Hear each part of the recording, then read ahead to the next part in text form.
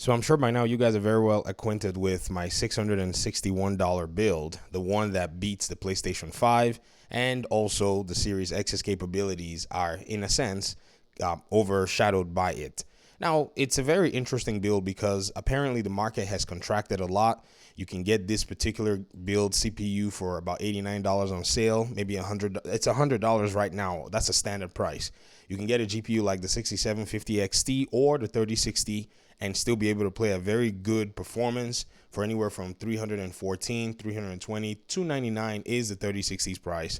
And then your other peripherals you can also get as well, depending on what you want to spend. Compared to $668, I know it's $658 here, to the about $840 you spend on the PlayStation to run it, paying for PlayStation Plus and paying for more in terms of your games at launch day one.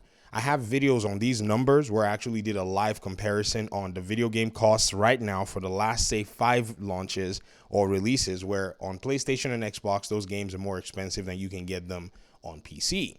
Every time I make this video, there's usually an objection, and I usually try my best to ensure that these objections are, catered to so that we don't have any misunderstandings.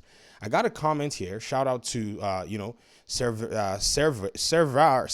I don't know how you say that. But they said something about my build because, I included these costs here, the PlayStation Plus and the premium cost of games, which are a reality. When you look at the numbers, you're spending, at least in the 4 years you've owned your PlayStation, you've spent at least $160 more in your game purchases. It's just a very simple fact. Now, at launch anyways, with brand new games, I guess I should make sure I caveat that. He said the thing is you included additionals for the PS5, but none for PC. No, I didn't include additionals and then ignore PC. These are, in a sense, mandatory for you to be able to enjoy the full experience, like PlayStation Plus for online play, where you don't need it on PC. I play multiplayer games, and I can tell you my Mortal Kombat 1 and my Street Fighter 6 gameplay did not pay a dime. If I was going to play those games on console, I'd have to pay for PlayStation Plus and or Xbox's whatever, which, is a ripoff in my opinion. And also the additional cost of games is something we can always look at. So it's not an additional that I'm actually weighing without considering. I can simply show you on a website like CD Keys, and I can show you a game like Tekken 8, which right now its deluxe, ultimate, and standard edition already beats the version. Let's see, Tekken 8, the version on PlayStation. Let's go ahead and look at it right now so that we're not misconstrued. I show this in every video, but I know, you got to make sure that, everybody is on the same page. So Tekken 8, PlayStation, and Tekken 8, look at it. Let's go. So here we go. This is the standard version. It is $69. Here, if we go to the standard version, it is $50. Already you see that there's a discrepancy. And then if you look at, say, the deluxe edition, it's $100. On CD Keys here, the deluxe edition is $74. If we go back here and we look at the ultimate edition, it is $109, whereas on here, it is at least $80. You can come here and do these comparisons so as not to confuse nor construe the numbers themselves. And then they said to me, where are the desks? Where are the games? And that's what I just showed you. That's what I said here. The games. This is the same thing. This is the games. We will pay the same amount for games, but you would pay anywhere from $10 to $21 more. I just showed you with the example of Tekken 8 every single version. The desk, the chair, the mouse, the keyboard, headset, and monitor. Those costs haven't been taken into account. Those will easily add another $300 at minimum.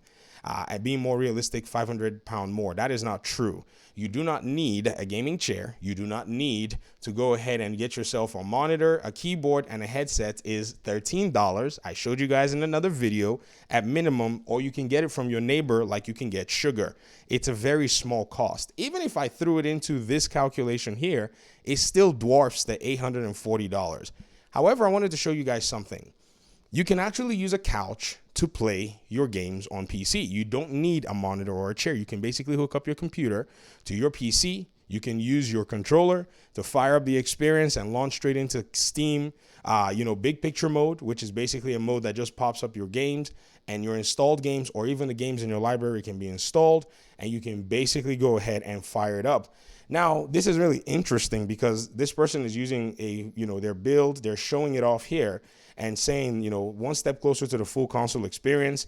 Sir, you're not getting the full console experience. You're mimicking the console I would say comfort, or in a sense, I would say simplicity in that sense, but you're getting a better experience. I mean, you're using a 4090 on your PC, but I understand what is being said here. They're basically doing this. I've done this many times before. You can do this with your console, with your PC build. It doesn't have to be a mini ITX build even. Just get something, slap your desktop on top of it and go ahead and you can do it. Now, yes, there are going to be some constraints where you might need a mouse for something or a keyboard for something, but the idea is if you're gaming, you can basically go ahead and do this without any troubles.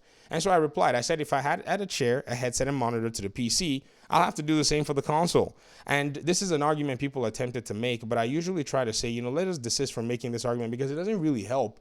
It doesn't, in a sense, help you pinpoint exactly what the crux of the issue is. It doesn't really help you to be able to realize that here is what we're, proposing in terms of a cost savings perspective. I think people start to give these little excuses because of what they think that experience should look like.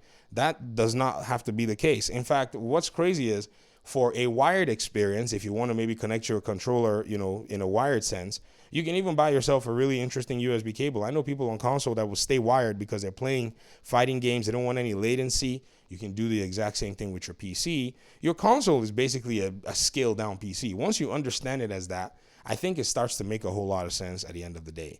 So thanks so much for watching the video. I just wanted to go ahead and, ensure that we had this conversation at this point in time and show you an example of how it can be done. I know it's a very vague example. I could show you if you want.